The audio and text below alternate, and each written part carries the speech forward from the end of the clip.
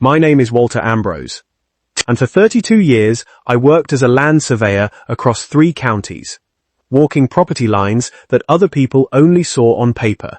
I knew the value of dirt long before most people ever thought to ask. So when the old Renner Ranch came up for sale, quietly, through an estate attorney and not a single yard sign, I didn't hesitate. 3,100 acres of rolling pasture, timber, and shoreline, tucked behind a gated community called Cypress Landing Estates, went to me for a price that made my accountant call twice, just to confirm the number. Everyone in town assumed the ranch would simply keep sitting there, forgotten, the way it had, for the better part of 2 decades since old man Renner passed on, and his children scattered to other states. What nobody accounted for was the marina. Cypress Landing Estates had built its entire identity, and frankly its entire property value, around the Cypress Landing Marina, a sprawling, glossy facility with 240 boat slips, a yacht club restaurant, and a private speech club that residents bragged about at every dinner party, from here to the coast. The marina was valued, according to the HOA's own glossy annual report, at $24 million. What most of the residents did not know, and what the HOA president, a woman named Karen Voss, seemed determined never to mention, was that the marina's water access, its deep channel, and nearly half of its parking and boat storage sat on an easement that ran directly through the old Pat Renner Ranch. I found this out the old-fashioned way, by reading the deed. When I closed on the ranch, my title company pulled every historical document tied to the land, going back to a homestead grant from 1911. Buried in there was an easement agreement from 1987, signed by the ranch's prior owner and the marina's original developer, granting access rights for exactly 38 years, set to expire the following spring. Nobody at the HOA had renewed it. Nobody, it seemed, had even remembered it existed. I want to be clear about something before I go further. I did not buy this land to cause trouble for anyone. I bought it because I love open country, because I wanted somewhere to run cattle in my retirement, and because the price was, quite simply, too good to pass up. The marina easement was a discovery, not a plan. But once I understood what I was sitting on, I knew a conversation with the HOA was coming, whether they wanted one or not. That conversation started the way most small-town stories do, at the feed store. I ran into a fellow named Dale Whitfield, who did landscaping contracts for half of Cypress Landing, including the marina grounds. Dale mentioned, almost in passing, that the HOA had been fielding surveyors near the tree line all spring, trying to figure out exactly where their marina property ended and mine began. I told him I already knew the answer, since I owned it. Dale laughed, thinking I was joking, until I explained I had the recorded deed and the original 1987 agreement sitting in a folder in my truck. Word travels fast, in a town of 4,000 people. Within a week, I had a certified letter from the Cypress Landing Estates Homeowners Association, signed by Karen Voss herself, informing me that the HOA wished to discuss boundary matters of mutual interest and requesting a meeting at my earliest convenience. I'll admit, I smiled reading that letter. Mutual interest. As if the marina's entire water access wasn't sitting squarely on my new front yard. I agreed to the meeting, and I brought my attorney, a sharp, patient woman named Renata Cole, who had handled land disputes for me twice before, both times without a single raised voice in the room. Renata's philosophy was simple: bring the documents, let the paper do the talking, and never let anyone rush you into a decision you haven't thought through.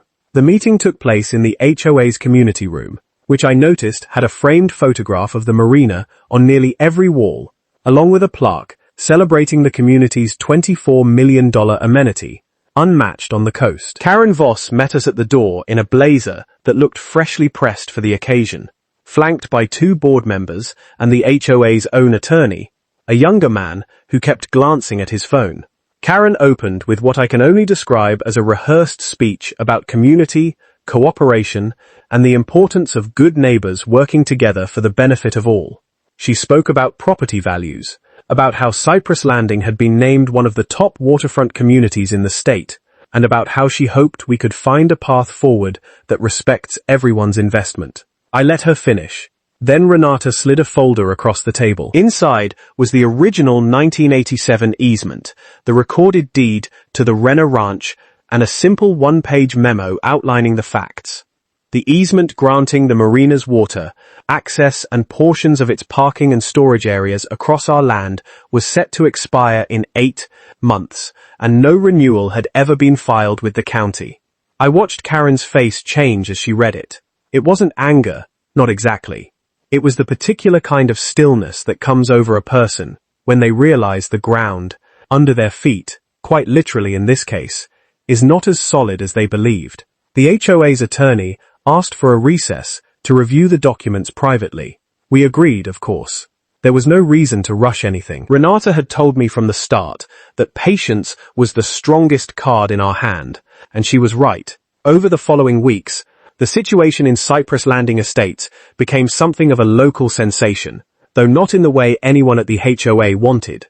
A resident posted in the community forum asking why the marina's expansion plans had suddenly been paused indefinitely. Someone else noticed survey crews back on the property line, this time working for the HOA rather than me.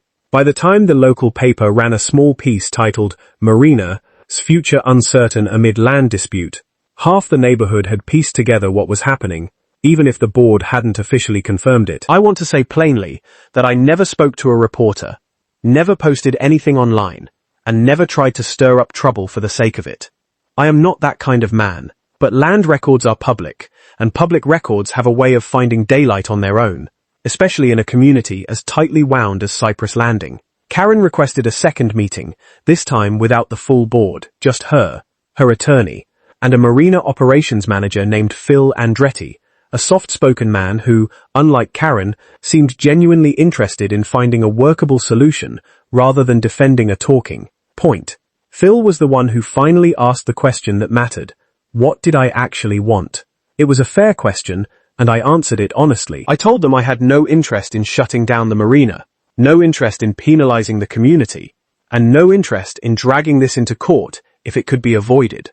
What I wanted was fair compensation for the ongoing use of my land, a properly recorded, long-term easement agreement that reflected current market value, and a say in how the boundary areas were maintained going forward, since cattle and manicured marina landscaping don't always mix well. Karen, to her credit, eventually stopped treating the conversation like a battle and started treating it like a negotiation. I think it helped that Phil kept steering things back toward practical solutions whenever Karen's tone sharpened. Renata and the HOA's attorney spent the better part of 2 months drafting terms, checking appraisals, and working out exactly what fair value meant for an easement supporting a $24 million amenity. In the end, we settled on a 50-year easement agreement, renewable in 25-year increments, with an annual payment tied to the marina's assessed value and adjusted for inflation. The HOA also agreed to fund a shared boundary buffer, a strip of native landscaping and fencing that would keep my cattle contentedly on my side of the line and give the marina's waterfront views an even nicer backdrop than before. Renata negotiated a clause giving me right of first refusal on any future expansion of marina facilities onto adjacent land, which, given how the last 20 years had gone, seemed like it might matter again someday. The final signing took place, fittingly, at the marina itself, on the same dock where Karen had once given tours boasting about the community's unmatched waterfront lifestyle. This time, she shook my hand instead of avoiding my eyes, and I'll admit I respected her more in that moment than I had in any of our earlier meetings. It takes a certain kind of person to sit across from someone who holds all the leverage and still show up ready to solve the problem instead of resisting it. Word around town settled into something almost like folklore. People still call it the day Karen found out who really owned the water, though I naty. Wef told plenty of them it wasn't quite that dramatic. I didn't set out to outmaneuver anyone. I set out to buy a piece of land I loved, and the rest simply followed from paying attention to details other people had let slip through the cracks. These days, I run about 400 head of cattle across the Renner Ranch, and most mornings I can see the marina's masts glinting in the distance from my back porch. Dale still does his landscaping runs past my fence line, and he waves every time. Phil and I have gone fishing together twice now, off a boat he keeps at Slip 41. Karen and I aren't exactly close, but we're cordial. And last spring, she sent over a card, thanking me for agreeing to let the HOA host their annual charity regatta, with a clear view of my pastures in the background, calling it the most photographed shoreline in the county. I think about that 1987 easement sometimes, how close it came to lapsing quietly, unnoticed, buried in a filing cabinet somewhere. If I hadn't been the kind of man who reads every line of a deed before signing anything, none of this would have happened the way it did. The marina would still be there, the HOA would still be thriving, and I'd still be sitting on 3,100 acres of beautiful land, none the wiser about what ran beneath it. But I did read every line, because that's the job I spent 3 decades doing. And old habits don't fade just because you retire. Boundaries matter. Documents matter. And sometimes, the biggest change in a community's future starts with a single overlooked page in a folder nobody thought to check. Karen didn't know her $24 million marina was about to change hands, in a manner of speaking, the day I bought the ranch behind her gates. I didn't know it either, not really. Not until Dale mentioned those survey crews at the feed store. But land has a way of revealing its secrets to the people patient enough to look, and in the end, everyone involved walked away better for having looked closely together. That, to me, is the real lesson in all of it. Not the acreage, not the easement, not even the marina. It's that good neighbors are made, not born, and sometimes the making takes a folder full of old paperwork, a patient attorney, and 2 sides willing to sit down at the same table and work it out.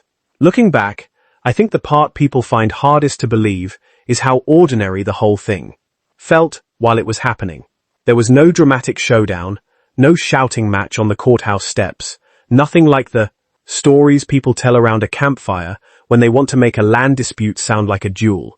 It was mostly paperwork, phone calls, and long afternoons at Renata's office, going over appraisal reports line by line. If anything, the most stressful part of the entire process was waiting on the county recorder's office to process the updated easement filing. A wait that took nearly 6 weeks and involved more phone calls to a clerk named Doreen than I care to admit. I remember the first time I walked the boundary line myself, compass and old survey stakes in hand, the way I used to walk properties for clients decades earlier. Standing there, looking out at the marina's docks in the distance, boats bobbing gently in slips that cost more per month than some people's mortgages. It struck me how strange it was that something so valuable could rest so casually on an agreement nobody had bothered to double-check. That, more than anything, is what stayed with me. Not the number on the marina's appraisal, but the quiet vulnerability hiding behind every glossy brochure and every framed photograph on the HOA's walls. My daughter, Melissa, flew in from Colorado about a month into the negotiations, mostly out of curiosity, though she'll tell you it was concern. She sat in on one of the later meetings with Renata and me, and afterward she told me she'd never seen a negotiation handled with so little drama. I expected lawyers yelling, she said, laughing, as we drove back out to the ranch that evening. Instead, everyone just kept passing folders back and forth like it was a book club. I told her that was usually how the important things got decided. Quietly, over documents, rather than loudly, over feelings. Phil Andretti became, in a strange way, one of the better friendships to come out of the whole ordeal.